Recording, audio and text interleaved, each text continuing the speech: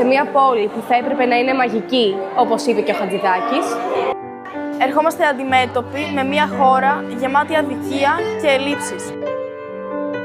Οι μαθητές των μουσικών σχολείων μένουμε ενωμένοι. Διαμαρτυρόμαστε για όσα μας λείπουν. Αυτά που θα έπρεπε να είναι δεδομένα.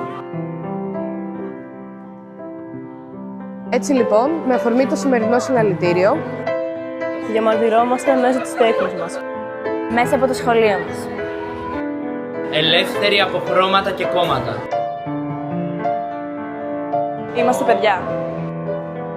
Είμαστε μαθητές.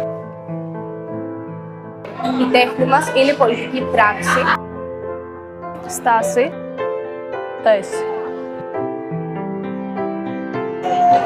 ενισχύστε τα μουσικά και τα καλλιτεχνικά σχολεία.